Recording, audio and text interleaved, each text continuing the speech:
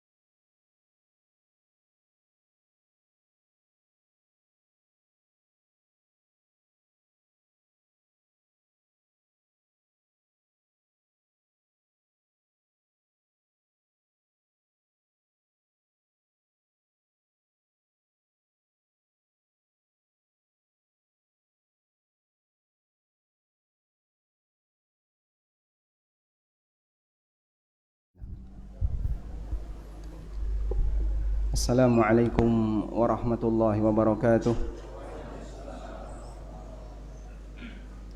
Alhamdulillah wassalatu wassalamu ala Rasulillah wa ala alihi wa sahbihi wa mawalah. Wa ashhadu an la ilaha illallah wahdahu la syarikalah wa ashhadu anna Muhammadan abduhu wa rasuluh. Salawatu rabbi wa salamu alaihi wa ala alihi wa ashabihi wa man tabi'al huda ila yaumil qiyamah.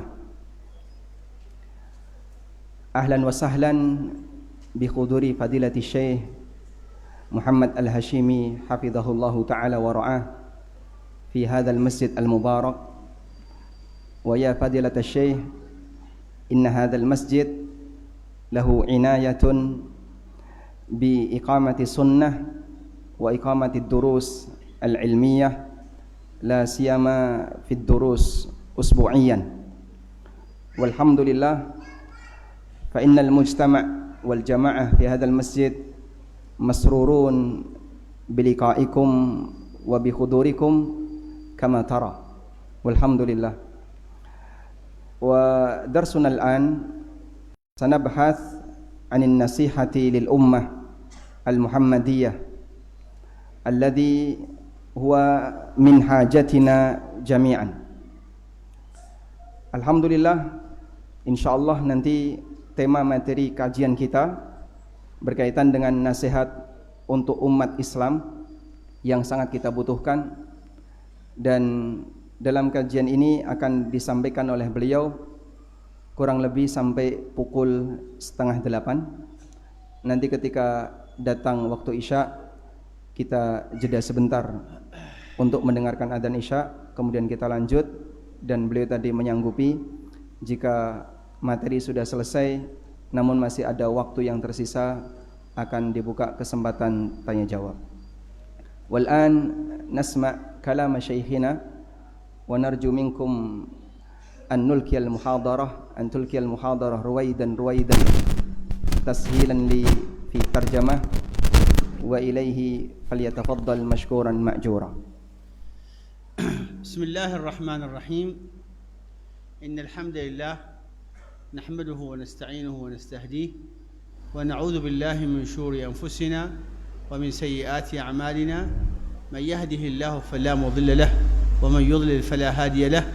ونشهد أن لا إله إلا الله وحده لا شريك له، ونشهد أن محمدا عبده ورسوله، بلغ الرسالة وأدى الأمانة ونصح الأمة وجاهد في الله حق جهاده فجزاه الله خير ما يجزي نبيا عن أمته، وصلى الله عليه وسلم وعلى آله وصحبه ومن استنى بسنته واقتفى أثره وسار على هداه إلى يوم الدين. اللهم اشرح لي صدري ويسر لي أمري واحلل عقدة من لساني يفقه قولي. اللهم لا سهل إلا ما جعلته سهلا وأنت تجعل الحزن إذا شئت سهلا.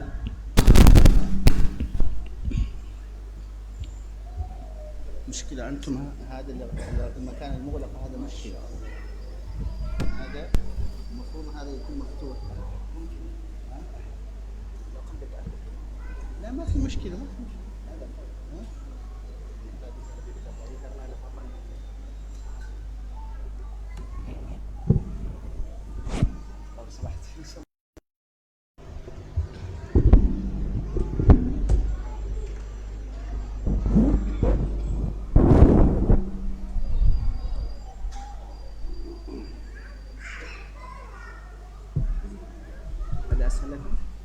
هذا كذا أسهل.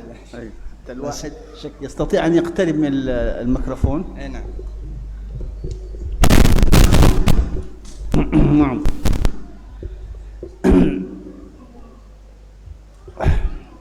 اللهم لا سهل إلا ما جعلته سهلا وأنت تجعل الحزن إذا شئت سهلا. ثم أما بعد، السلام عليكم ورحمة الله وبركاته. وعليكم السلام ورحمة الله وبركاته.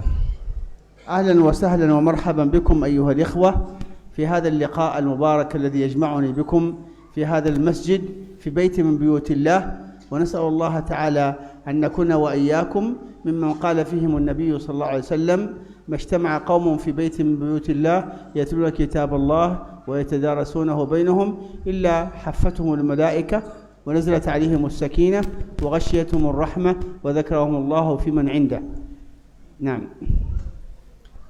Setelah beliau menyampaikan muqaddimah dan beliau berdoa kepada Allah Ta'ala, semoga Allah Subhanahu Wa Ta'ala memudahkan urusan kita. Rabbi syrah li sadri wa yassir li amri.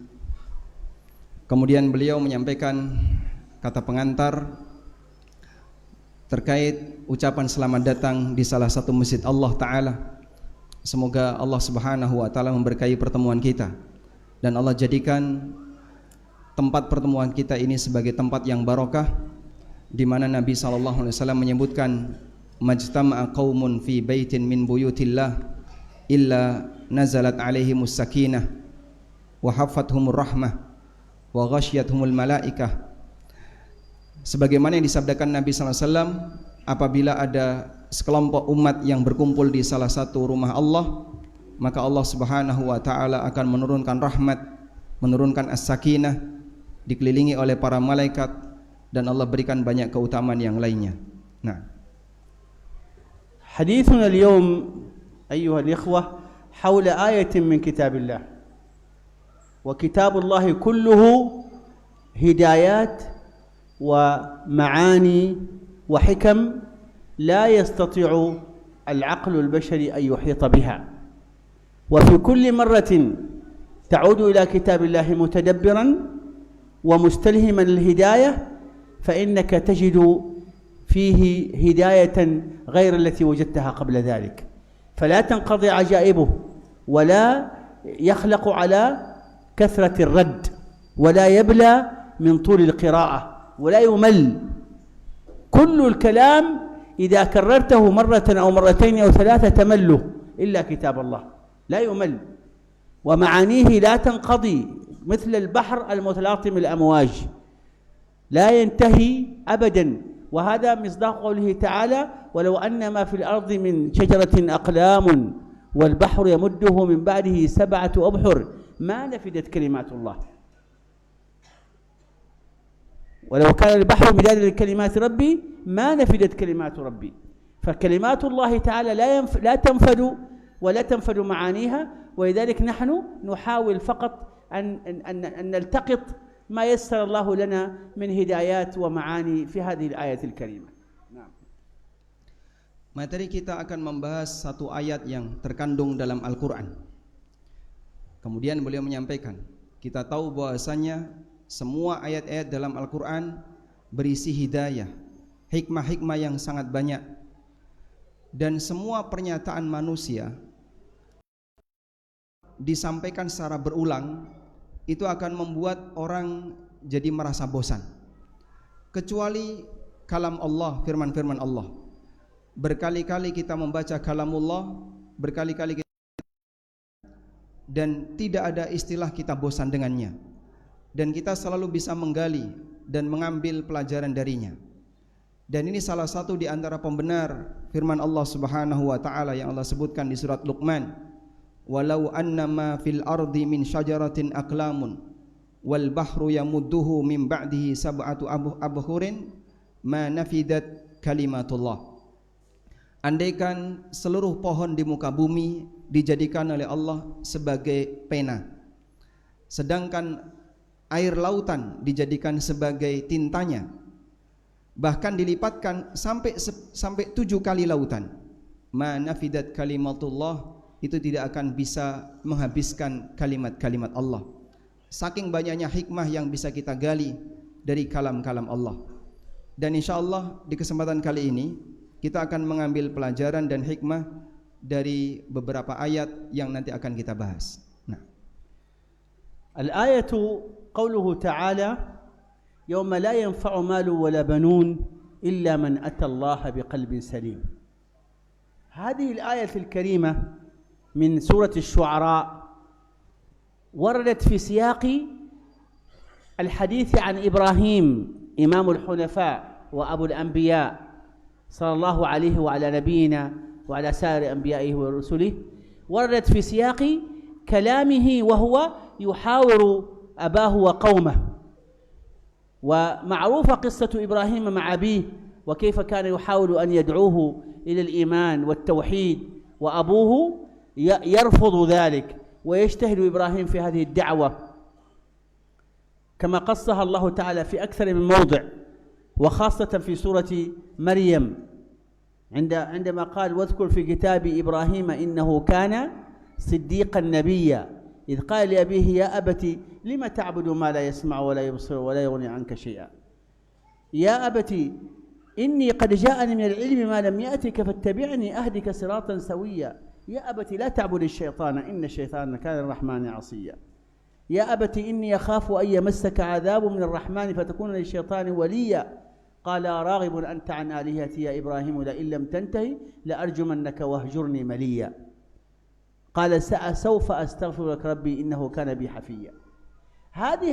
هذا الحوار الأبوي بين إبراهيم وأبيه الذي كان كافرا كان يناديه فيه بوصف الأبوة يا أبتي مع أنه كان كافر.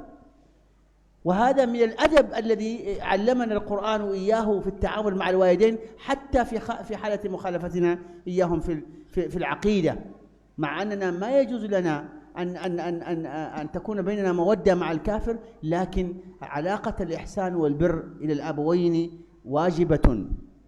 وإن جاهداك على أن تشرك بما ليس لك به علم فلا تطعهما وصاحبهما في الدنيا معروفا. Nah. Ayat yang dimaksud adalah firman Allah Subhanahu wa taala, yauma la yanfa'u malun illa man atallaha biqalbin salim. Pada hari di mana harta dan anak keturunan tidak akan memberikan manfaat kecuali bagi mereka yang datang menghadap Allah dengan hati yang salim. Ayat ini disebutkan oleh Allah di surat Asy-Syu'ara, bercerita konteksnya tentang kisah Nabi Ibrahim alaihissalam ketika beliau mendakwai kaumnya dan mendakwai ayahnya, mengajak mereka untuk beriman dan kembali kepada ajaran tauhid. Namun kita tahu ayahnya menolak. Dan Allah Subhanahu wa taala jelaskan lebih detail sebagaimana yang Allah Subhanahu wa taala sebutkan di surat Maryam. Allah taala berfirman, "Wadhkur fil kitabi Ibrahim innahu kana siddiqan nabiyya idz qala li abihi ya abati lima ta'budu ma la yasma'u wa la yubsiru wa la yughni 'anka syai'a ya abati inni qad ja'ani minal ilmi ma lam ya'tika fattabi'ni ahdika siratan sawiyya. Ya abati la ta'budis syaitan innash syaitana kana lirrahmani 'asiyya. Ya abati inni akhafu ayyamas fatakuna lisyaitani waliya. Dialog Nabi Ibrahim, hiwar nabawi, dialog seorang nabi yang dilakukan adalah Ibrahim dengan ayahnya. Semuanya diawali dengan panggilan sayang kepada ayahnya, ya abati, wahai ayahku. Padahal ayahnya menolaknya. Dalam poin-poin itu Nabi Ibrahim menyampaikan 4 hal. Yang pertama, Nabi Ibrahim menyampaikan, ya abati lima ta'budu ma la yasma'u wa la yubsiru wa la yughni 'anka syai'a. Wahai ayahku, kenapa engkau menyembah makhluk yang tidak bisa melihat, tidak bisa mendengar, dan tidak bisa memberikan rezeki sepeser pun kepada ayah? Wahai ayahku, janganlah ayah menyembah setan. Sesungguhnya setan itu musuh bagi Ar-Rahman. Wahai ayahku, aku memiliki ilmu yang tidak kau miliki, maka ikutilah aku. Wahai ayahku, aku takut engkau akan dihukum oleh Allah, fatakuna lisyaitani waliya, sehingga kau akan menjadi teman bagi setan. Meskipun ayahnya menolak, sehingga ketika Nabi Ibrahim menyampaikan dakwah semacam ini, ayahnya mengatakan, la illam tantahi la arjumannak wahjurni maliya. Kalau kau tidak berhenti dari dakwahmu itu, maka aku akan melemparimu dan tinggalkan aku dari sini. Namun Ibrahim tetap menghormati ayahnya.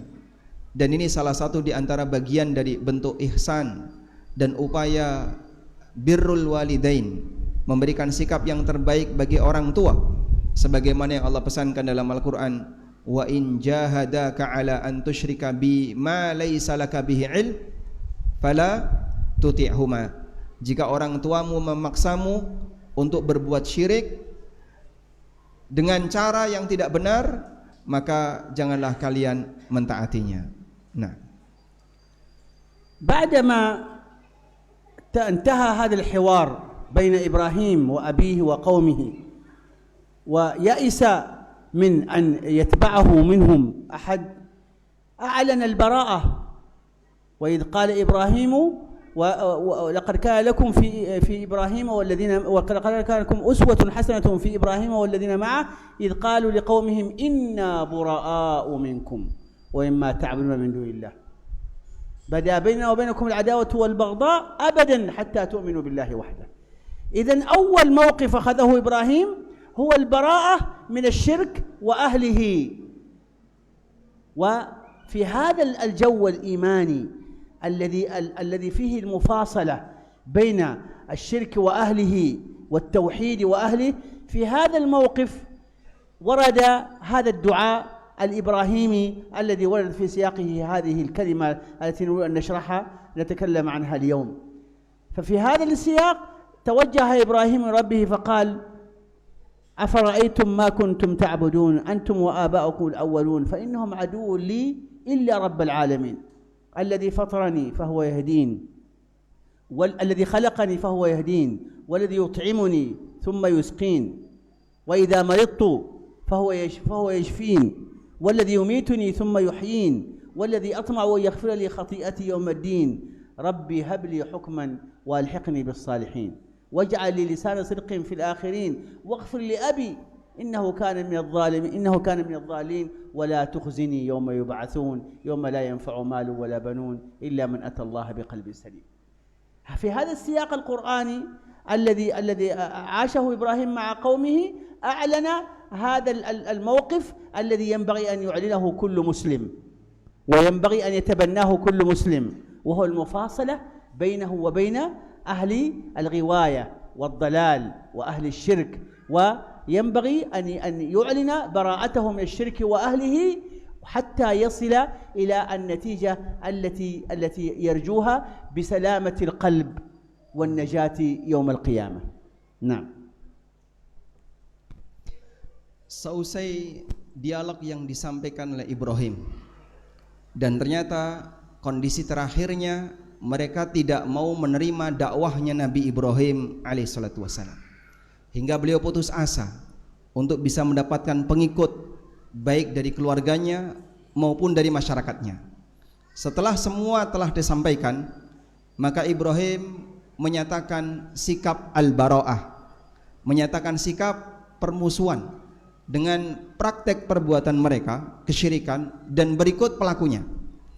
Sebagaimana yang Allah Subhanahu wa taala tegaskan di surat Al-Mumtahanah, qad kanat lakum uswatun hasanatun fi Ibrahim walladzina ma'ah.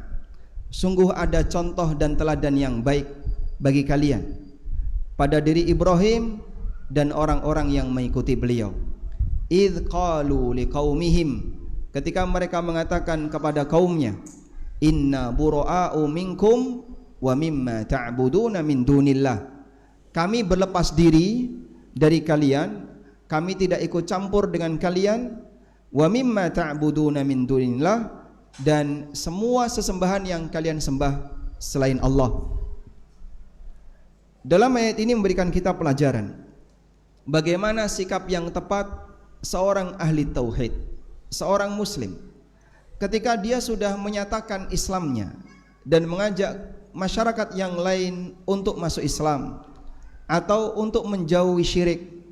Namun ketika mereka tidak menerima, maka kita harus menyatakan saya dan kalian beda. Aku tidak mau bersatu dengan kalian. Menyatakan sikap mufasalah, menyatakan sikap berbeda. Aku tidak mau bersatu dengan kalian. Sebagaimana yang rinciannya Allah Subhanahu wa taala sebutkan di surat Asy-Syu'ara tentang qalbun salim tadi. Allah Subhanahu wa taala berfirman, qala afara'aitum ma kuntum ta'budun. Ibrahim mengatakan, tahukah kalian Tuhan yang kalian sembah? Antum wa aba'ukum al-aqdamun, yang disembah oleh kalian dan leluhur kalian di masa silam. Fa innahum aduwwul li illa rabbal alamin. Mereka semua adalah musuhku kecuali Allah Rabbul Alamin. Alladzi khalaqani fa huwa yahdin walladzi huwa yut'imuni wa yasqin wa idza maridtu fa huwa yashfin. Kemudian Ibrahim menyebutkan sifat-sifat Allah.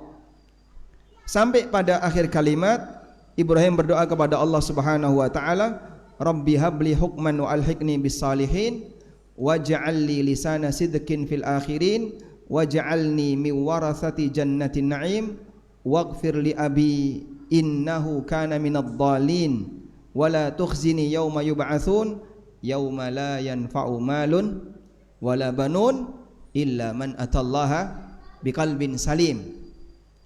Dalam doa-doa rentetan doa Ibrahim tadi, Ibrahim menyampaikan banyak permohonan. Lalu diakhiri dalam doa beliau menjelaskan sifatnya akhirat. Bagaimana sifatnya akhirat? Yauma la yanfa'u malun wala banun, pada hari di mana harta dan anak tidak akan bermanfaat. Illa man atallaha biqalbin salim, kecuali orang yang datang menghadap Allah dengan hati yang selamat. Ayat ini memberikan kita pelajaran bahwa Ibrahim memasang permusuhan dengan orang musyrikin, tidak mau bergabung dengan mereka, tidak pro dengan mereka, untuk menjaga keselamatan batin, untuk menjaga keselamatan batin. Sehingga inilah contoh mauqiful muslim, bagaimana sikap seorang muslim pada saat dia berdakwah di jalan Allah. Maka pada saat sudah tidak ada lagi peluang untuk bisa mempengaruhi orang diajak kepada kebaikan, titik terakhir adalah menyatakan pisah dengan mereka, dalam rangka untuk menjaga hati agar hati kita tetap dalam kondisi salim, dalam kondisi selamat, sehingga saat kita menghadap Allah Subhanahu wa taala di yaumil qiyamah kita dalam kondisi selamat. Nah, إذن نص الآية واضح أنه يدعو وإلى سلامة القلب ويحذر المسلم من أن يركن إلى الدنيا وزخرفها. وهنا واضح المقارنة بين جانبين، المظاهر الدنيوية أو الأعراض الدنيوية، وأعظمها وأهمها المال والبنون. هذه المظاهر الدنيوية هي التي تشير الآية هنا إلى أنها لا يمكن أن تكون سببا للسلامة في اليوم الذي الذي سيكون مآل كل أحد إليه، وكل واحد سيموت وسيلقى ثوابه وعقابه، وحينئذ لن ينفعه ماله ولا ولده، إنما ينفعه ماذا؟ سلامة قلبه. فإذا سلامة القلب هي التي عليها مدار الحديث في هذه الآية التي وصف الله تعالى بها، التي حكاها الله تعالى على لسان إبراهيم عليه السلام حكاية خبرا يقصد به ليش؟ الأمر، يعني كأن الله تعالى يقول اجعلوا قلوبكم سالمة إذا أردتم أن تنجوا يوم القيامة. فما معنى سلامة القلب؟ وما معنى المال والبنون؟ وما هو السبيل إلى أن نخرج من هذه الآية بالهداية التي تنفعنا في دنيانا وأخرانا؟ هذا الذي نتكلم حوله إن شاء الله. نعم. Selanjutnya, ayat ini dengan tegas mengajarkan kepada kita mengenai arti penting keselamatan hati. Dan salah satu di antara kunci dari keselamatan hati itu adalah menyadari akan bahayanya punya kecenderungan yang besar terkait kehidupan dunia. Allah Subhanahu wa taala membandingkan antara kondisi dunia dengan keselamatan batin seorang hamba. Digambarkan oleh Allah dalam ayat ini, yang paling berharga bagi hamba dalam kehidupan dunianya adalah harta dan anak. Harta dan anak. Lalu Allah Subhanahu wa taala menyebutkan bahwa keberadaan harta seberapapun jumlahnya dan keberadaan anak sehebat apapun dia bukan menjadi sebab selamat ketika manusia datang ke akhirat. Yang kita semuanya pasti akan datang ke akhirat. Yang itu merupakan ma'alu kulil hal, yang itu merupakan tempat akhir dari semua makhluk. Sehingga kita semuanya pasti akan mati. Dan kita akan tinggalkan harta itu. Kita tinggalkan anak-anak itu. Sama sekali tidak memberikan manfaat bagi pemiliknya kelak ketika dia menghadap Allah. Lalu apa yang bermanfaat bagi hidupnya? Yang bermanfaat adalah salamatul qalbi, keselamatan batin. Ketika sang hamba menghadap Allah dalam keadaan hatinya selamat. Walaupun di sini ayatnya konteksnya berita, konteksnya khabar, tapi bimaknal insya, bimaknal amr, berita tapi memberi makna perintah. Walaupun konteksnya berita, pada hari di mana tidak ada yang bisa memberikan manfaat kecuali yang datang menghadap Allah dengan hati yang selamat. Maksudnya adalah jadikan hatimu hati yang selamat. Ada perintah untuk menjadikan hati kita hati yang selamat, karena hanya ini satu-satunya yang bisa memberi manfaat bagi hamba ketika dia yaumil qiyamah. يقول النبي صلى الله عليه وسلم: ألا إن في الجسد مضغة إذا صلحت صلح الجسد كله وإذا فسدت فسد الجسد كله ألا وهي القلب. وهذا الحديث أيها الإخوة يدل دلالة واضحة على قيمة وأثر وخطورة القلب حسا ومعنى. يعني القلب الذي هو مدار التكليف ومدار الإدراك والفعل هو مثل الايه؟ مثل الماطور الذي يحرك الآلة. الماطور الذي يحرك الآلة إذا اشتغل الماطور بسلامة الآلة تمشي بسلامة. إذا حصل أي عطل في الموتور تتعطل الآلة أو تفسد أو تضعف. ولذلك أي خلل يحصل في القلب الجسم كله يتجاوب معه، وإذا توقف القلب توقف الجسم كله، وإذا ضعف القلب ضعف الجسد كله. هذا من الناحية الحسية التي ندركها بحواسنا. وهو كذلك هو ملك الأعضاء من الناحية المعنوية. ولذلك جاء في بعض الأحاديث أن الأعضاء تقول للقلب: اتق الله فينا فإنك إذا صلحت صلحنا وإذا فسدت فسدنا. فالقلب هو منطق بؤرة التحرك، الحركة ومقر السكون منه تصدر الأوامر للعقل للمخ حتى يوزعها على الأعضاء.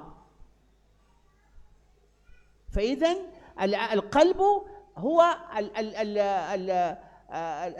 المحرك الأساسي للجسد، ولذلك ينبغي للمسلم أن يعتني به. ولذلك الآية هنا ركزت على القلب وركزت على سلامة القلب، لأنه متى سلم القلب سلم بقية الأعضاء، وسار المسلم على المنهج السليم حتى يأتي يوم القيامة فيكون في المآل الذي يرضاه. وأي خلل يحصل في هذا القلب فإن النتيجة ستكون في الآخرة سيئة، وهكذا. وهذا من الإعجاز القرآني أن لفت انتباه المسلم إلى أن عليك أن تحرص على سلامة قلبك. فإذا سلم قلبك سلمت لك بقية أعضائك وصرت على الاستقامة والإنابة. وإذا رأيت أي قصور أو تخلف في الأعضاء فاعلم أنه راجع إلى القلب. نعم. Selanjutnya beliau akan menjelaskan tentang makna qalbun salim. Diawali dengan menyampaikan sabda Nabi SAW, ala wa inna fil jasadi mudghah idza saluhat saluhal jasadu kulluh wa idza fasadat fasadal jasadu kulluh ala wahyal qalb. Ketahuilah dalam badan ini ada segumpal daging. Kalau baik baik semuanya, jahat jahat semuanya. Itu adalah al-qalbu. Al-qalbu secara makna bahasa artinya jantung. Lalu beliau menjelaskan, inilah arti penting organ jantung. Organ jantung baik secara fisik maupun secara fungsi memberikan peran penting dalam kehidupan manusia. Lalu beliau menyampaikan, secara fisik organ jantung ini seperti motor inti, seperti motor yang ketika dia bisa bergerak maka gerakan yang lain akan berjalan. Tapi ketika jantung berhenti maka gerakan yang lain akan diam, manusia mati. Demikianlah penjelasan secara fisik. Sehingga jantung ini secara fisik punya peran yang besar dalam kehidupan fisik manusia. Di saat yang sama adalah secara maknawi. Secara maknawi jantung ini malikul a'dha, raja bagi semua anggota badan. Karena itu setiap hari disebutkan dalam sebuah riwayat, setiap hari seluruh anggota badan berpesan kepada jantung. Mereka mengatakan, ittaqillaha fina, wahai jantung, bertakwalah kepada Allah, jaga aturan-aturan Allah. Kalau kamu baik, maka kami semuanya akan jadi baik. Kalau kamu jahat, kami semuanya akan ikutan jahat. Sebab jantung itu sumber perintah. Dan beliau menyampaikan, perintahnya berawal dari jantung, dikirim ke otak, lalu dari situ jadilah gerakan jasad. Maka dia merupakan penggerak utama secara fungsi. Sebagaimana jantung secara fisik merupakan organ paling vital di badan, maka secara maknawi jantung juga memberi peran yang paling besar untuk membangun karakter hamba. Karena itulah jika kita memahami ini, layak bagi kita untuk fokus memperbaiki al-qalbu tadi, memperbaiki batin dengan mengisinya dengan manhaj yang salim, manhaj yang selamat, dan memperhatikan keselamatan batin akan memberikan pengaruh sehingga seorang hamba bisa istiqamah, bisa inabah, banyak kembali kepada Allah, rajin beribadah kepada Allah karena keselamatan batinnya. Nah, إذن نحن نحتاج إلى سلامة قلوبنا، ونحتاج أن نتفقد هذه القلوب لنطمئن إلى سلامتها. فما هي حقيقة سلامة القلوب؟ أحق من بين لنا هذه الحقيقة هو رسول الله صلى الله عليه وسلم. وقد جاء في الحديث الصحيح قوله صلى الله عليه وسلم: أفضل الناس مخموم القلب صدوق اللسان. قيل: ما مخموم القلب يا رسول الله؟ قال: التقي النقي لا إثم ولا عدوان ولا غل ولا حسد. هذه أمراض هذه صفات القلب السليم. سماه النبي صلى الله عليه وسلم مخموم القلب، يعني سليم القلب، هو الذي وجدت فيه هذه الصفات. التقي بمعنى أنه حريص على أوامر الله فيأتيها ونواهيه فيجتنبها. نقي بمعنى أنه لا تتعلق به لا حقوق الناس ولا حقوق الله تعالى، ينقي نفسه من كل خطيئة أو من كل حق يلزمه. لا إثم، ما يرتكب الآثام، ولا عدوان، لا يعتدي على أحد من الخلق. وقلبه سليم من أعظم مرضين يتعرض لهم القلب: الغل بمعنى إيه؟ بمعنى الحقد على الناس، والحسد تمني زوال النعمة.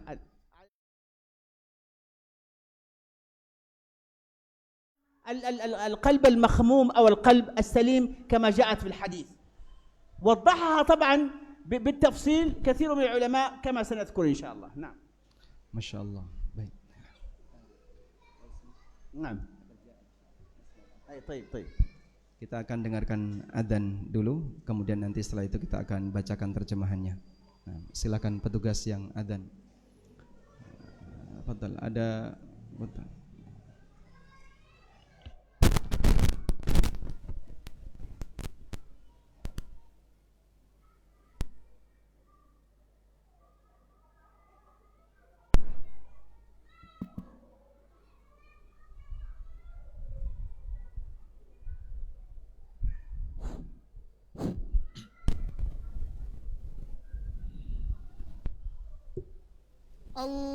الله أكبر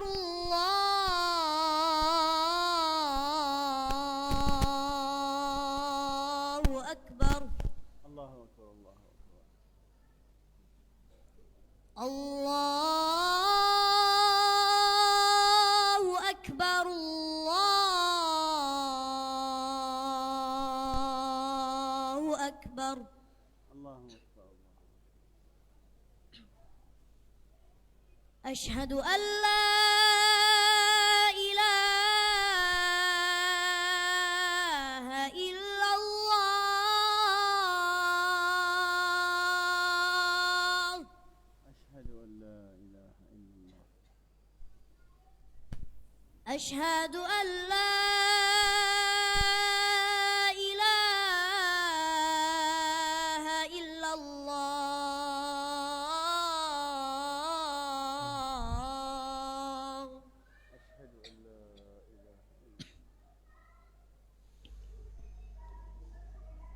أشهد أن محمدًا رسول الله أشهد أن محمدًا رسول الله أشهد أن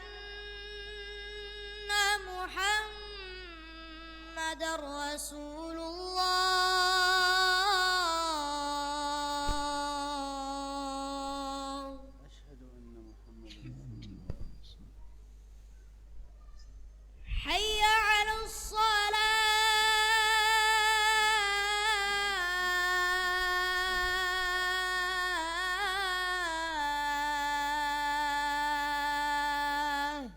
لا حول ولا قوة.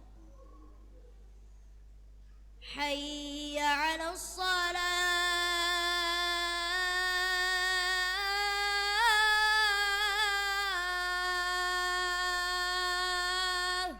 لا حول ولا قوة إلا بالله. حي على الفلاح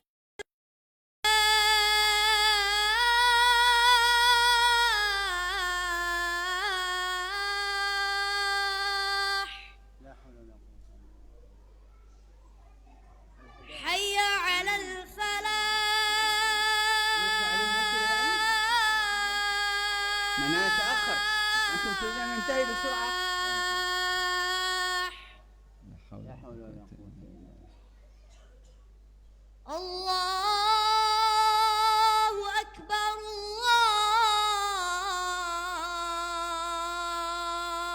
الله أكبر الله أكبر. لا إله إلا الله. La ilaha illallah. Allahumma salli ala Muhammad. Allahumma اللهم رب هذه الدعوة التامة. Alhamdulillah wassalatu wassalamu ala Rasulillah. Penjelasan terakhir yang disampaikan oleh beliau. Beliau kemudian menyampaikan tentang kriteria hati yang salim. Namun sebelumnya bagi anak-anak tolong ditenangkan agar tidak mengganggu suasana kajian kita. Nabi SAW beliaulah orang yang hatinya paling selamat. Dan di saat yang sama Nabi SAW memberikan kita panduan seperti apa ciri hati yang selamat. Disebutkan dalam hadis yang sahih dari sahabat Abdullah bin Amr, hadis yang diriwayatkan oleh Ibnu Majah, At-Tabrani dan yang lainnya. Rasulullah SAW bersabda, afdalun nasi kullu mahmumil qalbi. Afdalun nas kullu mahmumil qalbi. Manusia yang paling afdal adalah orang yang memiliki kondisi mahmumul qalbi, saduqul lisan. Qalu, para sahabat mengatakan, saduqul lisan, bicara yang jujur, kami paham ya Rasulullah. Lalu apa makna mahmumul qalbi? Beliau menyebutkan ada dua kriteria manusia yang paling afdal. Yang pertama apa tadi? Mahmumul qalbi, manusia yang memiliki mahmumul qalbi. Dan yang kedua, manusia yang memiliki saduqul lisan. Kalau ngomong selalu saduq, selalu jujur. Para sahabat mengatakan, kami paham makna saduqul lisan. Lalu apa yang dimaksud dengan mahmumul qalbi, hati yang mahmum? Kata beliau, mahmumul qalbi maknanya at-taqiyyu, an-naqiyyu, la ithma fihi, wala baghya, wala ghilla, wala hasad. Mahmumul qalbi artinya hati yang selamat, didefinisikan oleh Nabi SAW adalah hati yang bertakwa, hati yang bersih, gak punya dosa, gak punya hasad, gak punya kedengkian dan kebencian kepada orang lain. Ada berapa kriteria? Kita ulang ya. Bertakwa, yang bersih, tanpa dosa, tanpa kebencian dan permusuhan, dan tidak punya hasad. 5 kriteria. Lalu beliau menjelaskan, hati yang bertakwa artinya dia selalu menjaga aturan Allah, menjalankan perintah dan menjauhi larangan. Hati yang bersih, an-naqi, maksudnya bersih di sini adalah tidak meninggalkan kewajiban yang tertunda yang menjadi hak Allah ataupun hak makhluk. Bersih dari utang dari hak Allah maupun utang dari hak makhluk, sehingga dia tunaikan semua hak Allah dan hak makhluk. Dia tidak punya ghil, tidak punya kedengkian kepada orang lain. La ithma, enggak ada dosa. Dia bukan tipe hati yang pendosa. Walal hasad, dan tidak ada hasad dalam dirinya. Tidak punya keinginan agar nikmat yang dimiliki oleh orang lain itu binasa. Orang seperti ini disebut oleh Nabi SAW memiliki mahmum al-qalb, hati yang mahmum. Kita perjuangkan untuk bisa mendapatkannya. Nah, يقول ابن القيم رحمه الله تعالى: لا تتم سلامة القلب حتى يسلم من 5 أشياء. 5 أشياء أساسية. هذه الأشياء ال5 إذا سلم منها القلب سلم، وإذا تعرض لواحدة منها معناه تعرضت سلامته للخطر. أولها الشرك الذي يناقض التوحيد، وثانيها بدعة تناقض السنة. بدعة تناقض السنة يعني أن يخترع من عنده بدون دليل عبادة يعبد الله تعالى بها. هذا من الأمراض التي تصيب القلب. الشهوة التي تخالف الأمر، يعني إذا أمر الله تعالى بأمر وحملت الإنسان شهوته إلى مخالفة هذا الأمر، كأن ينهاه الله تعالى عن الزنا فيزني، وينهاه عن شرب الخمر فيشربها، هذه كلها شهوات. فإذا ضبط المسلم شهوته على وفق أمر الله، هذا معناه أنه في طريق سلامة القلب. أيضا الغفلة التي تشغله عن ذكر الله. المؤمن كثير الذكر بالله، الذاكرين الله كثيرا والذاكرات، فالذين يغفلون عن ذكر الله غالبا تكون قلوبهم غير سليمة. فالإنسان الذي يكثر من ذكر الله ويشتغل به كثيرا، هذا في طريقه إلى سلامة القلب. والمرض الخامس الذي يصيب القلب فيخرجه من السلامة إلى العطب، الهوى الذي يأمره بما يخالف الإخلاص ويخالف التجرد لله.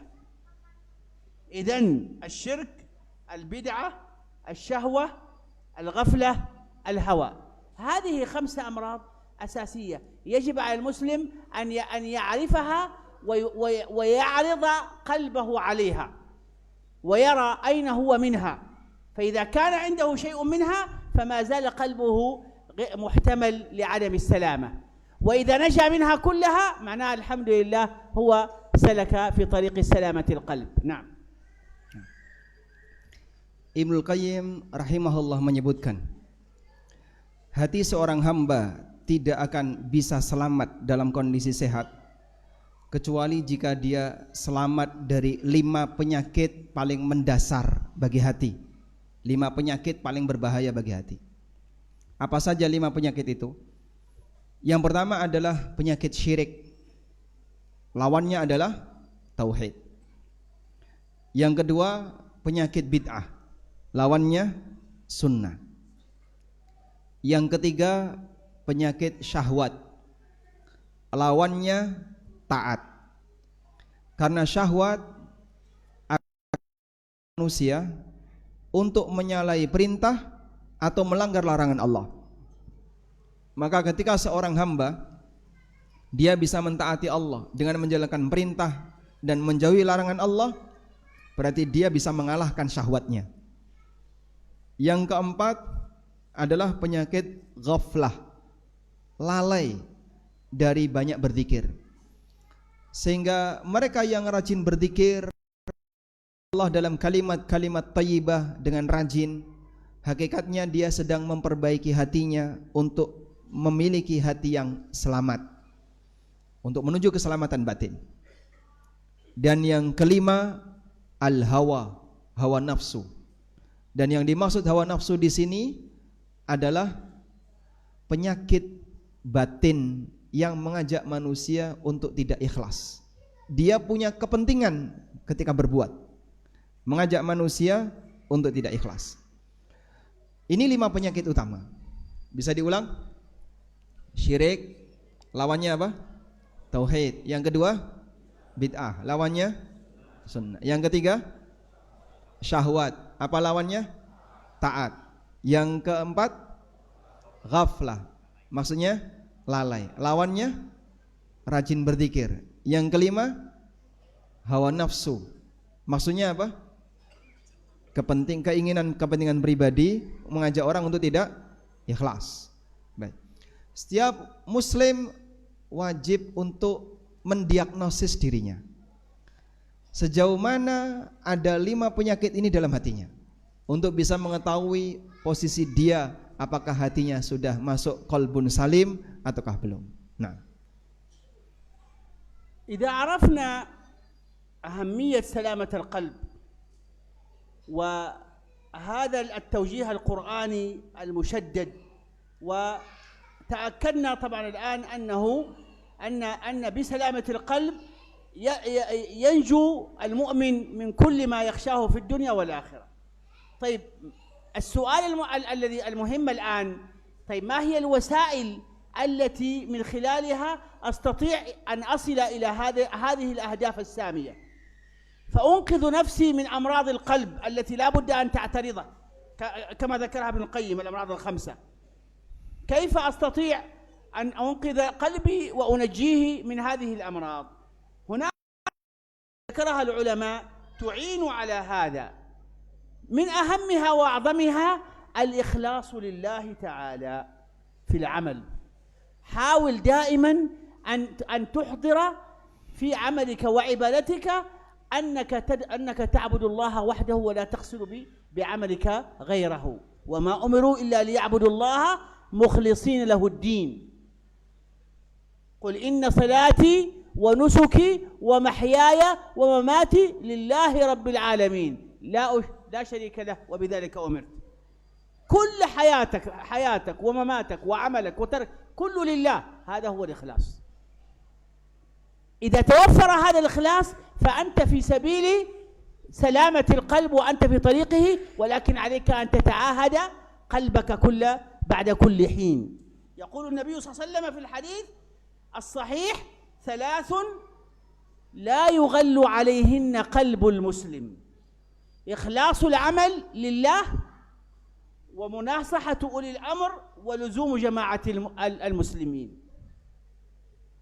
معنى هذا كما قال ابن القيم أي لا يبقى في قلبه غل ولا يحمل الغل مع هذه الثلاثة: الإخلاص والنصيحة لولاة الأمر ولزوم جماعة المسلمين.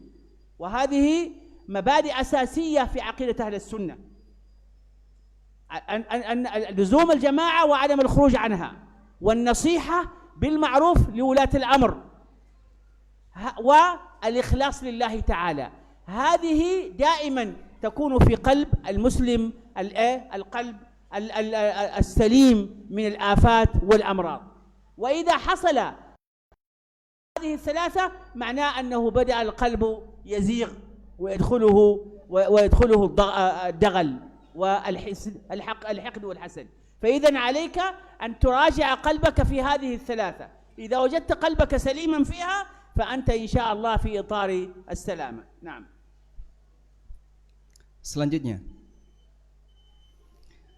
setelah kita paham pentingnya hati yang selamat, dan Al-Quran banyak memberikan bimbingan kepada kita tentang bagaimana cara untuk bisa mendapatkan hati yang selamat, pertanyaannya adalah bagaimana, apa yang harus kita lakukan untuk bisa menghindari penyakit-penyakit batin tadi.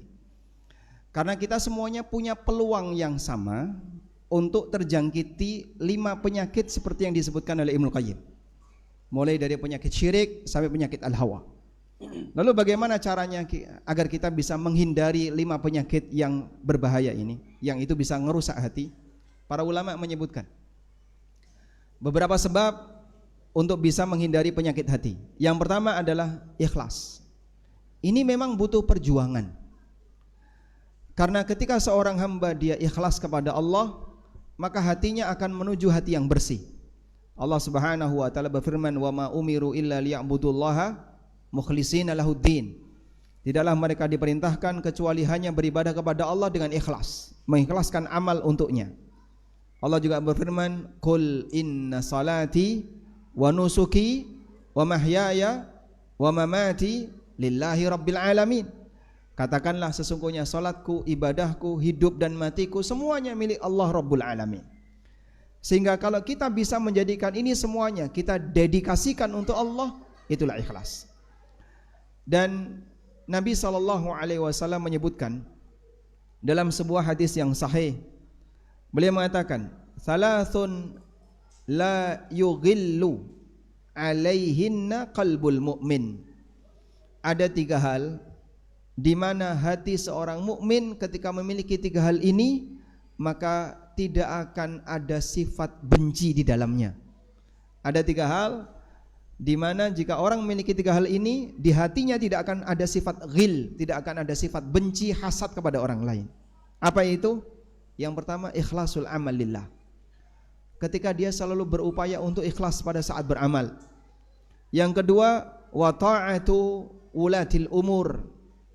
Yang kedua, wan nasiha liwulatil umur, memberikan nasihat kepada pemerintah yang sah. Yang ketiga, luzumu jama'atil muslimin. Dan yang ketiga adalah menjaga persatuan kaum muslimin. Apa yang dimaksud la yughillu alaihinna qalbul mu'min?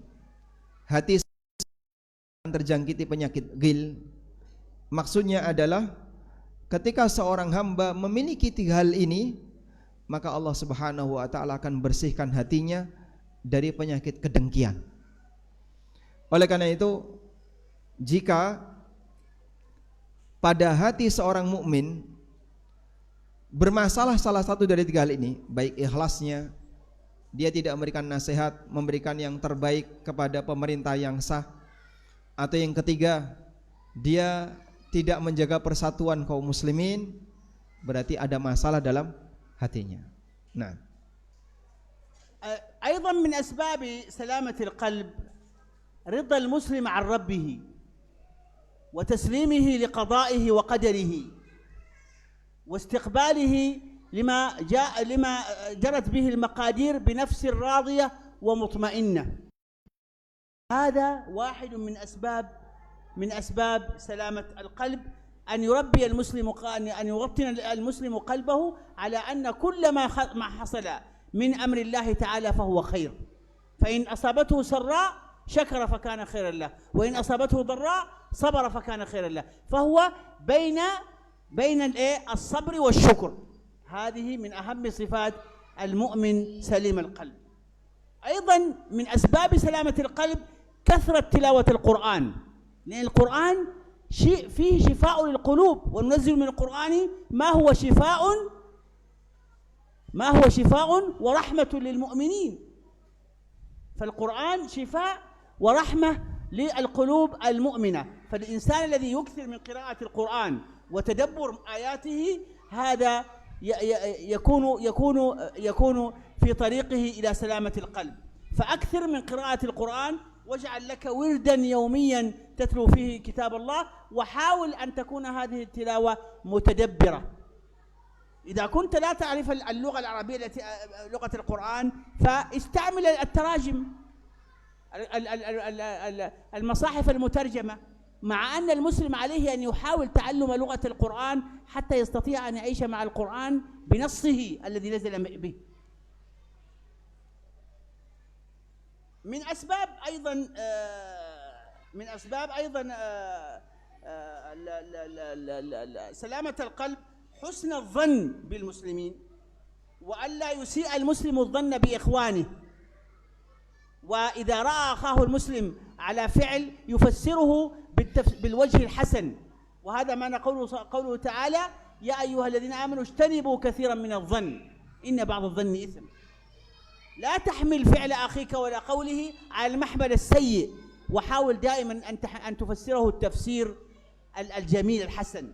إذا قال كلمة ممكن أن يفهم منها أنها ذم لك، حاول أن تفسرها التفسير الذي يدل على خلاف ذلك. إذا فعل فعلا يمكن أن يفهم منه ما لا يرضيك، حاول أن تفسره تفسير يرضيك. هذا معنى إيش؟ حسن الظن بالمسلمين.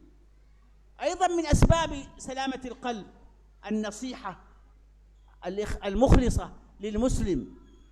يكون قلبك إذا استنصحك أخوك المسلم واستشارك في أمر، فإنك تنصح له بإخلاص، ولا ينطوي قلبك على غش له، لأن هذا واحد من حقوق المسلم على إخوانه. أيضا من أسباب سلامة القلب كثرة الدعاء. النبي صلى الله عليه وسلم وهو أعظم الناس سلامة للقلب كان يدعو ويقول اللهم إني أسألك قلبا سليما، ويقول صلى الله عليه وسلم لا يصح إيمان أحد حتى يسلم قلبه، أو كما قال صلى الله عليه وسلم. واضح؟ وكان من دعائه الذي اشتهر الذي دائما يكرره اللهم يا مقلب القلوب ثبت قلوبنا على دينك.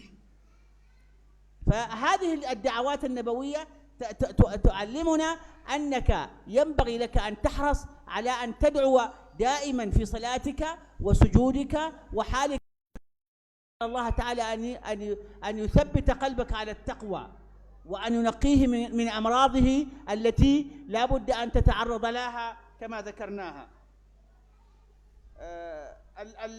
السبب السابع من أسباب سلامة القلب إفشاء السلام، وهذا أيضا من الحقوق التي بين المسلم وبين إخوانه غفل عنها كثير من المسلمين اليوم.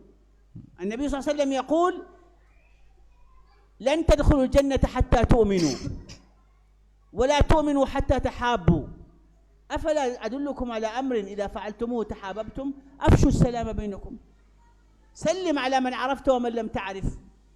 هذا الإفشاء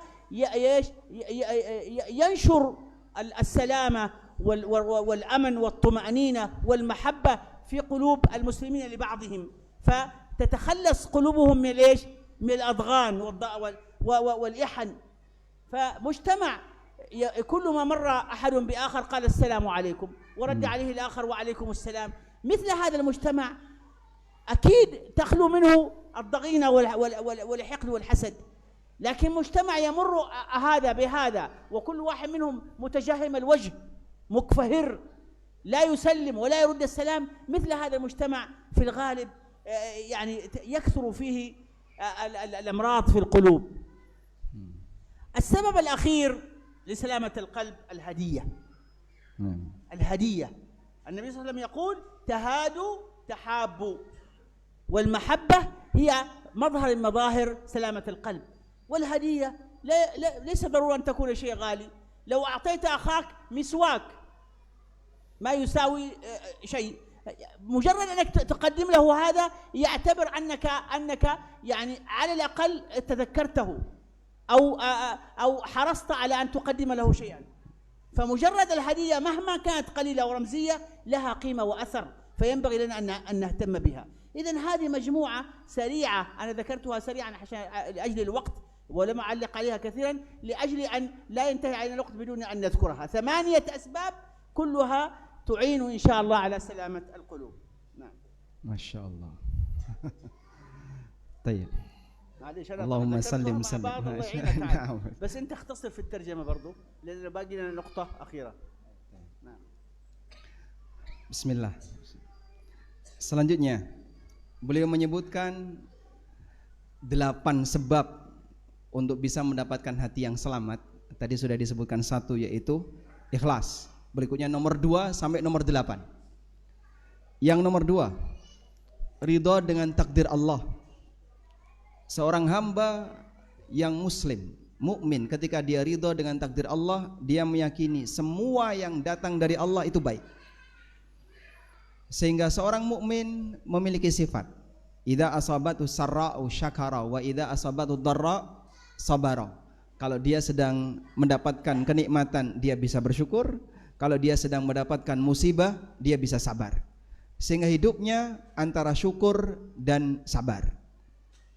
Posisi inilah yang menyebabkan hati seorang hamba akan bisa menjadi hati yang lapang karena dia ridha dengan semua ketetapan Allah. Nomor 3, banyak membaca Al-Quran, karena Allah Subhanahu wa ta'ala menjadikan Al-Quran sebagai syifa dan rahmat bagi mukmin, sebagaimana firman Allah di surat Al-Isra, wa nunazzilu minal qur'ani ma huwa syifaun wa rahmatun lil mu'minin. Kami turunkan Al-Quran yang itu merupakan syifa dan rahmat bagi mukmin. Maka jadikan Al-Quran sebagai wirid harian Anda. Jika Anda tidak bisa memahami bahasa Arab dengan teks Al-Quran yang ada, gunakan terjemahan untuk bisa membaca maknanya, sehingga Al-Quran bisa kita upayakan dipraktekkan dalam kehidupan sehari-hari. Maka kita bisa hidup bersama Al-Quran. Na'ishu ma'al Quran, kita bisa hidup bersama Al-Quran. Kehidupan kita diwarnai dengan Al-Quran, dan itu akan memberikan pengaruh, obat dan rahmat Al-Quran bagi diri kita. Yang keempat adalah husnudzon dengan semua muslim. Mungkin ada orang yang bersikap kurang berkenan bagi diri kita. Kalaupun Anda menjumpai sikap orang lain yang menurut Anda kurang berkenan, maka bawa kepada husnudzon. Bisa jadi dia punya maksud A, punya maksud B.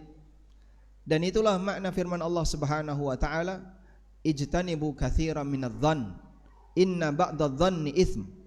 Jauhilah sering-sering suudzon.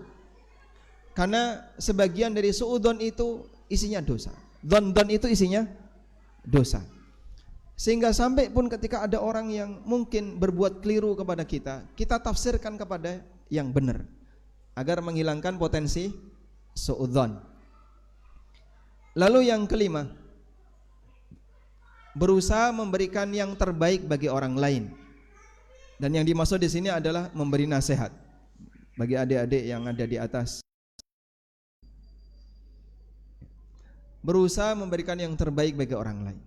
Sehingga saat kita dimintai saran, kita dimintai bantuan, kita memberi saran dan membantu dengan cara dengan semangat ingin memberikan yang terbaik bagi orang lain. Sebagaimana sabda Nabi SAW, wa idzastansahaka fansahu. Apabila mukmin meminta nasihat kepadamu, maka berikan nasihat kepadanya. Maksudnya adalah semangat untuk memberikan yang terbaik baginya, bukan karena diwarnai dengan kebencian, iri, atau karena dia misalnya hasad kepada kenikmatan yang dia miliki. Lalu yang keenam, banyak berdoa kepada Allah, memohon keselamatan batin. Di antara doa yang diajarkan Nabi SAW adalah membaca kalimat Allahumma inni as'aluka qalban salima. Allahumma inni as'aluka qalban salima. Ya Allah, aku mohon kepadamu hati yang salim. Dan dalam banyak doa yang lain Nabi SAW mohon kepada Allah perbaikan batin. Misalnya, ya muqallibal qulub, tsabbit qalbi ala dinik. Ya musarrifal qulub, sarrif qalbi ala ta'atik. Atau doa-doa yang kita mohon kepada Allah perbaikan batin, karena hanya di tangannya segala kondisi hati manusia. Yang ketujuh, banyak menyebarkan salam bagi yang lain. Bagian ini yang mungkin sering dilalaikan oleh masyarakat. Padahal ini termasuk di antara sunnah Nabi SAW, menyebarkan salam bagi yang lain. Sebagaimana yang pernah disabdakan Nabi SAW, la tadkhulul jannata hatta tu'minu, wa la tu'minu hatta tahabbu. Kalian tidak akan masuk surga sampai kalian beriman, dan kalian tidak akan bisa beriman sampai kalian saling mencintai. Awala adullukum ala ma tahabbtum bihi. Maukah kutunjukkan kepada kalian sesuatu yang bisa membuat kalian saling berkasih sayang? Lalu beliau mengatakan, afsyus salam bainakum, sebarkan salam di tengah kalian. Maka menyebarkan salam itu membuktikan bahwasanya yang bersangkutan tidak punya rasa benci dan dengki kepada orang lain. Saat dia ketemu, dia menyampaikan assalamualaikum, maka ini menunjukkan saya tidak punya permusuhan dengan kamu, tidak punya kedengkian dengan kamu, tidak punya kebencian dengan kamu. Berbeda dengan orang yang ketika ketemu wajahnya masem, wajahnya murung, dan tidak menyebarkan salam. Maka di sebuah masyarakat, ketika mereka tidak punya budaya menyebarkan salam, dan sebaliknya budaya yang terjadi adalah ketika ketemu suka bermuka masam, tidak salam, ini menunjukkan bahwasanya di tengah mereka ada banyak penyakit batin.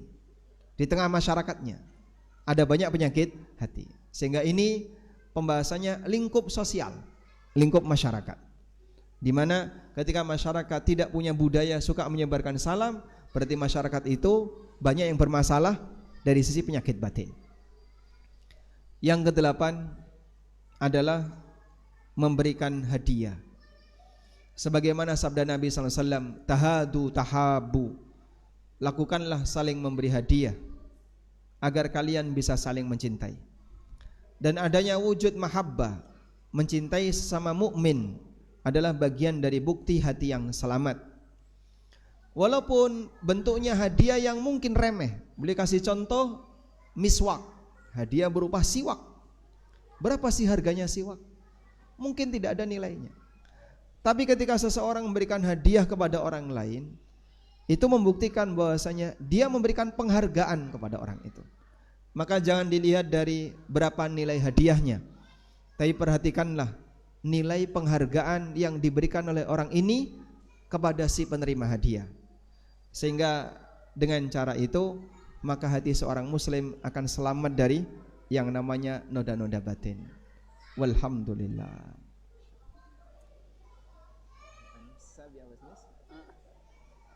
هو في نقطة إذا بدأنا فيها ما يكفي الأربعة، لعلنا نكتفي بهذا بس ونفتح باب الأسئلة حتى لا نطيل عليهم. لعلنا طبعا هو في الآيات فيها يعني معاني كثيرة، بس المشكلة الوقت ما يسمح بمزيد من الاسترسال، ولذلك نتوقف هنا والقلب ما زال فيه شوق إلى الغوص في معاني هذه الآيات، ولكن نسأل الله أن يكتب لنا فرصة أخرى لنكمل الحديث حول هذه الآيات ومعانيها ودلالاتها، ونسأل الله تعالى أن ينفعنا بما قلنا ويجعله حجة لنا لا علينا، إنه سميع قريب مجيب الدعوات. نعم. Baik, sebenarnya masih banyak hal yang bisa kita gali dari makna ayat tentang qalbun salim tadi. Namun mengingat waktu yang terbatas dan kita berbagi antara saya dengan Syekh, sehingga waktu kita yang terbatas ini ada banyak hal yang belum bisa disampaikan. Mudah-mudahan nanti di kesempatan yang lain kita bisa dipertemukan oleh Allah untuk menjelaskan rinciannya. Selanjutnya kami cukupkan sampai di sini dan beliau memberi kesempatan pertanyaan dari jamaah. Jika ada yang mau disampaikan kami persilahkan dan diutamakan bahasa Arab. Insyaallah. السؤال يكون بالعربية. السؤال بالعربية إن شاء الله. يعني نسألهم. نعم. هم يسألونك. يعني يقدمون السؤال. يا ريت يكون بالعربية. تفضل. Kalau nggak bisa silakan. Boleh, ada yang mau disampaikan? Bahasa Arab. Bahasa Arab. Masyaallah. Tafadhal.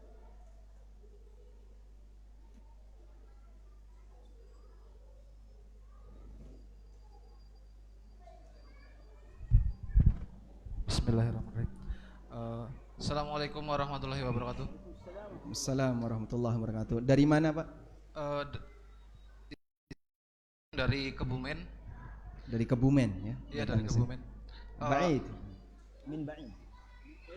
Min ba'id. Min makan ba'id. Min makan ba'id. Ayo. Apa nasihat untuk saya? Mana ayah saya masih mempercayai keris dan klinik serta bid'ah. Terima kasih. Masya Allah. Yaqulu sa'il, ma nasihatukum lahu fa inna abahu lahu indahu al-i'tiqad fi at-tamaim wa al-aslihah as-silah as-silah lahu silah khas indahu quwwah khas. Indu silah? Naam. السلاح في إندونيسيا مثل مثل ماذا؟ السلاح الذي يقاتل به. نعم يقاتل به. عنده اليقين أن هذا السلاح له قوة. هذه موروثات يعني جاهلية باقية عند الناس. النبي صلى الله عليه وسلم يقول: ثنتان في أمتي من الجاهلية لا يدعوهما، النياحة على الميت والطعن في الأنساب. يعني بقايا الجاهلية تبقى في المسلمين ويصعب أن تزول، ولكن أنت عليك كما قال الله تعالى: وصاحبهما في الدنيا معروفة. والحمد لله أن أبوك ما زال في دائرة الإسلام، لم يخرج منها، حتى لو خرج من دائرة الإسلام فأنت مأمور أن تحسن صحبته.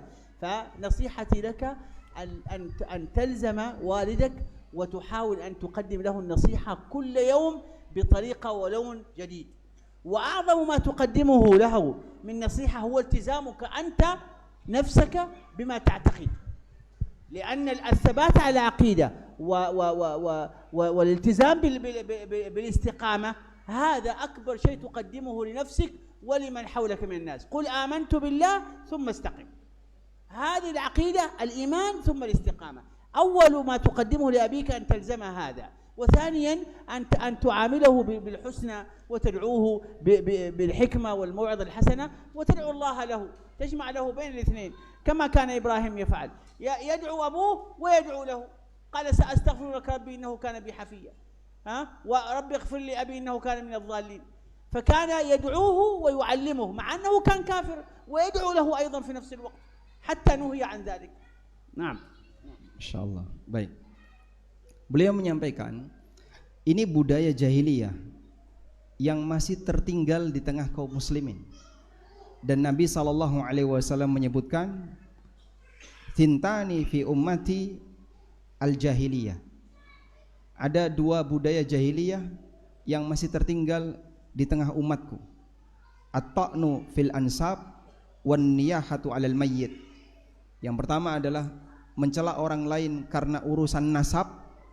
Yang kedua, meratapi mayit.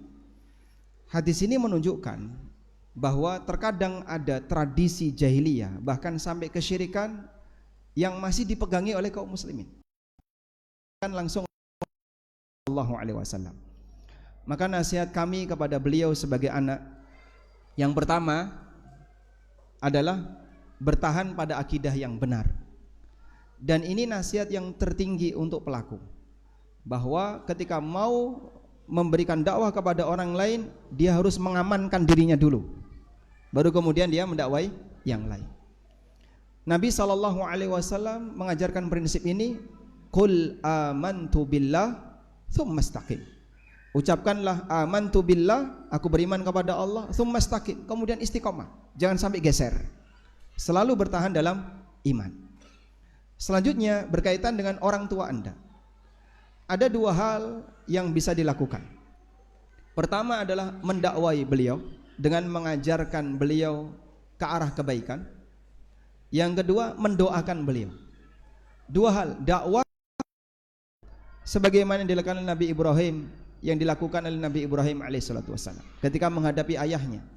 Nabi Ibrahim berdakwah kepada ayahnya, mengajak untuk kembali kepada kebenaran, dan tidak lupa mendoakan ayahnya. Lalu selalu bersikap yang baik kepada orang tua, karena ini bagian dari bentuk birrul walidain dan kebaktian anak kepada orang tua. Nah, jazakallahu khairan.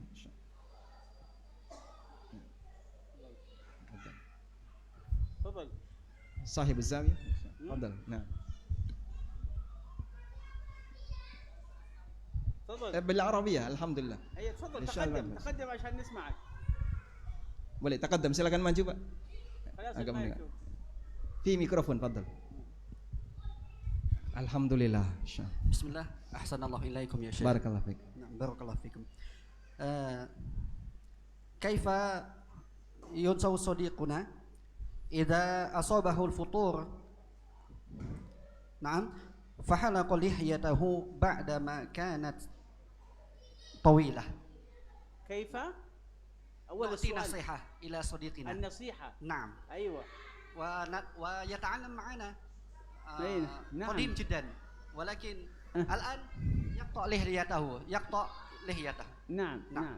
جزاكم الله خيرا. بارك الله فيك. نعم. بارك الله فيك. اللحية الصحيح أن ترك اللحية من الواجبات، لأن النبي صلى الله عليه وسلم أمر بتركها، وقال أعفوا اللحى وأرخوا اللحى ووفروا اللحى، وهذه أوامر، والأوامر في الأصل تدل على الوجوب، ولذلك قال علماء السنة أن ترك اللحية واجب. ولكن هناك من يرى من العلماء أن تربية اللحية هي من المستحبات. ولا شك أن الاحتياط والسلامة للمسلم هو أن يأخذ جانب الوجوب، لأن الله لن يسأله لما لم تحلق لحيتك، لكنه قطعا سيسأله لما حلقتها. فالمسلم عليه أن يكون حذرا. وأما بالنسبة للنصيحة فهي أصلا يعني تأخذ درجات المنكر. يعني المسلمين اليوم تفشت فيهم المنكرات لدرجة أن يعني يكفيهم أن يركزوا في النصيحة على الأمور الكبرى مثل الصلاة، مثل الزنا، مثل شرب الخمر، تناول الربا، الفواحش الكبرى. يعني أقصد أن حلق اللحية هو منكر، ولكنه ليس من المنكرات التي يعني يلزم يعني فورا الاجتهاد والنصح فيها في هذا الوقت، خاصة إذا كان المجتمع نفسه يعني فيه من المنكرات ما هو أعظم من هذا. واضح الكلام؟ فالمقصود أن فقه الأولويات في الأمر المعروف والنهي عن المنكر يقضي أن نبدأ بالمهم فالأهم، بالأهم فالمهم.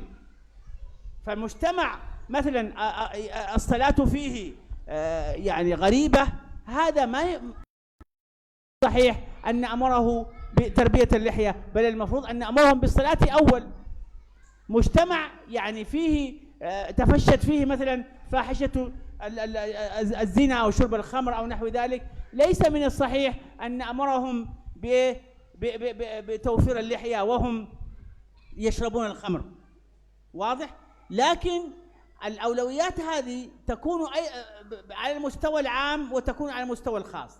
يعني هذا ذكرته لكم هذا على المستوى العام، لكن قد تكون على المستوى الخاص. يعني قد يكون هذا الشخص ملتزم في جميع نواحي حياته، يصلي بانتظام، يترك الفواحش، يترك المنكرات، فإذا هو رجل صالح في دينه. مثل هذا يكون من العظيم بالنسبة له أن يأتي منكرا مثل هذا. فمثل هذا يصح أن يؤمر بالحكمة ويقال وينبه أن هذا منكر يجب عليك أن تحذر منه وتنتبه له بالحكمة والموعظة الحسنة. الخلاصة علشان نيسر على المترجم الترجمة، الخلاصة هي أن الأمر بالمعروف والنهي عن المنكر واجب في كل زمان ومكان، ولكن ينبغي لنا أن نراعي فقه الأولويات في الأمر بالمعروف والنهي عن المنكر. فإذا كان الأمر عاما فإننا نبدأ بالمنكرات الأخطر والأعم. الصلاة مثلا وهي عمود الدين نبدأ بها وحتى نأمر الناس بها. لما يلتزموا بها حينئذ نأمرهم بما هو بعدها من النوافل والسنن مثل السنن الرواتب وغيرها. وأما على المستوى الخاص فأيضا هناك أولويات.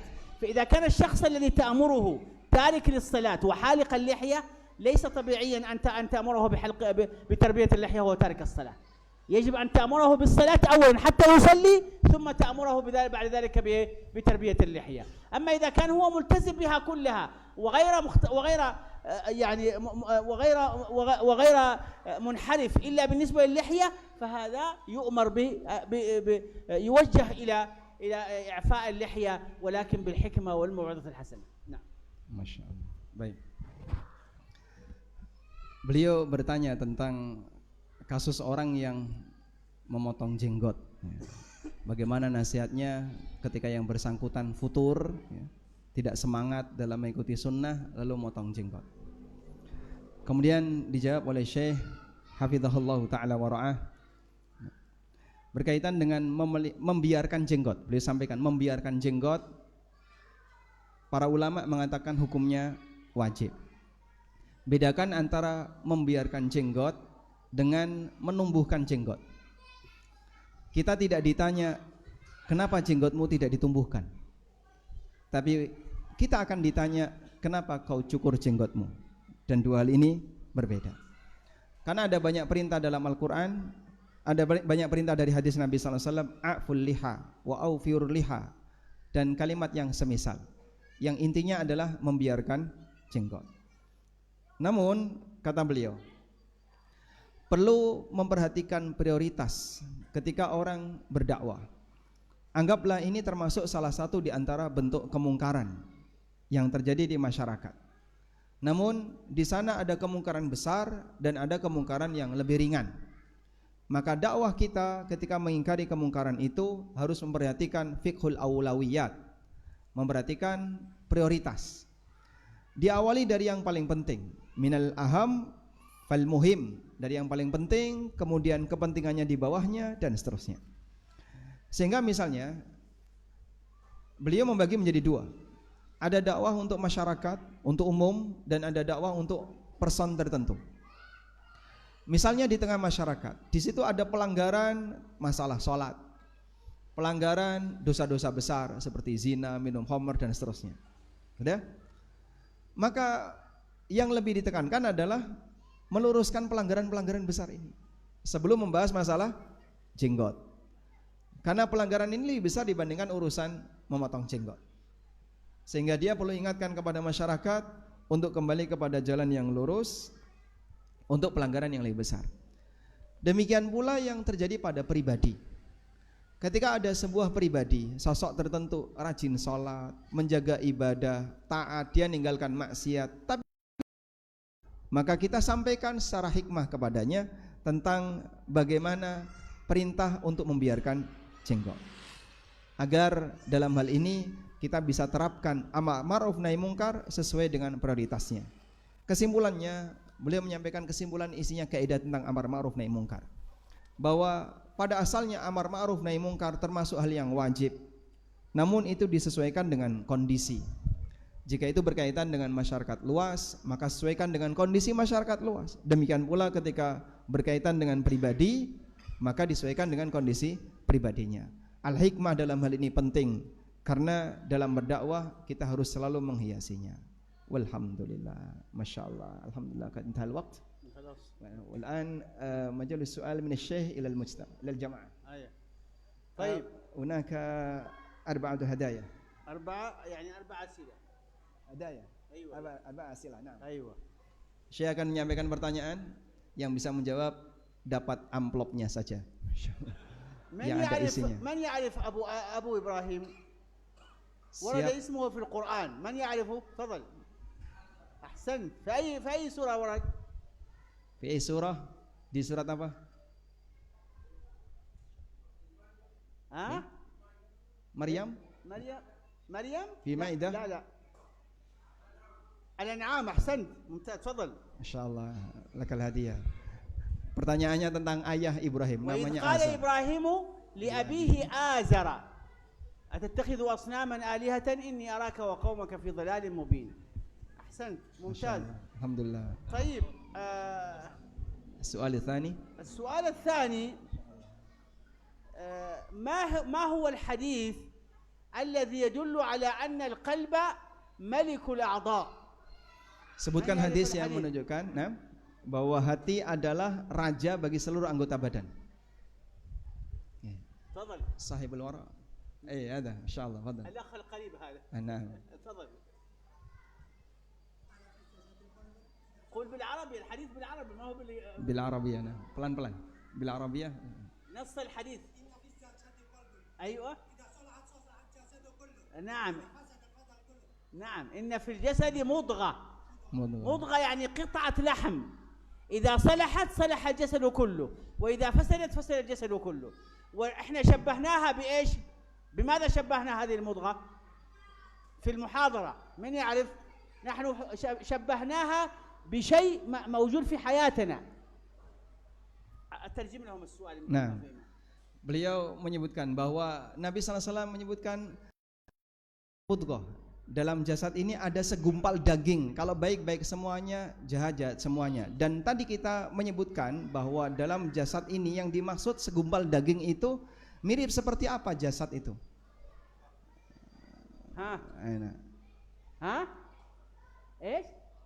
Motor.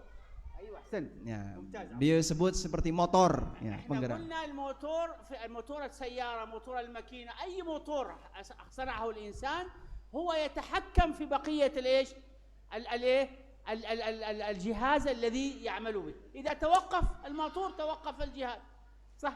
السيارة هذه تسير، إذا موتورها تعطل كذلك القلب. صح ولا لا؟ فإذا يجب الإنسان أن يتعاهد موتوره الذي يحرك جسمه، إذا حصل له أي خلل يتعرض الجسم للتلف. أعطي الأخ جائزته. نعم. والأخ هذا أيضا. ما شاء الله. معنا باقي لنا سؤال واحد بس، لازم نحاول نجيب سؤال صعب شوية. ما شاء Allah. Beliau akan pilihkan pertanyaan yang paling sulit. Ini tinggal satu. هذا السؤال الذهبي. Pertanyaan emas. النبي صلى الله عليه وسلم يقول Nabi SAW ثلاثة bersabda, لا يغل عليهن قلب مسلم. ثلاثة لا يغل عليهن قلب مسلم. ما هي هذه الثلاثة؟ Nabi SAW bersabda, ada 3 hal yang siapa memiliki ini maka hati seorang muslim tidak akan memiliki penyakit hasad dan dengki. Sebutkan. أيوة. Angkat tangan dulu, angkat tangan dulu. قول يا أديب. نعم. Nah, الإخلاص. An-nasiha. النصيحة لمن؟ لولاة الأمر. أحسنت.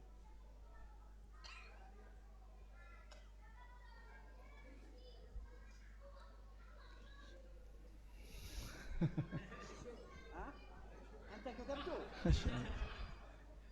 كتبت؟ الثالث.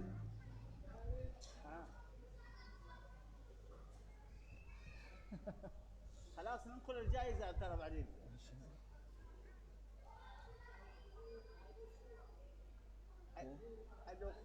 أيوة لزوم جماعة المسلمين. ما شاء الله الحمد لله. أحسن. إذن هذه الثلاثة هي التي تحمي قلب المسلم المؤمن من أن يدخله إيش؟ الغل والحسد والحقد. إذا كان مخلصا لله وناصحا لأئمة المسلمين وأيضا ملازما للجماعة فإن هذه تحميه. أحسنتم. بارك الله فيكم. Alhamdulillah. Baik, 3 hal tadi yang menjadi kata kunci untuk bisa memiliki hati yang bersih dari penyakit al-ghil, kebencian. Apa saja, Pak? Ikhlas. Yang kedua, memberi nasihat kepada pemimpin yang sah. Yang ketiga, menjaga persatuan, luzumul jama'atil muslim, menjaga persatuan kaum muslimin. Kalau 3 ini ada, maka hati seorang hamba tidak akan terjangkiti penyakit al-ghil, dengki, iri kepada yang lain. Masyaallah. Baik. Ya mungkin fi kalimat al-akhirah. خلاص نحن الوقت المشكلة. نعم.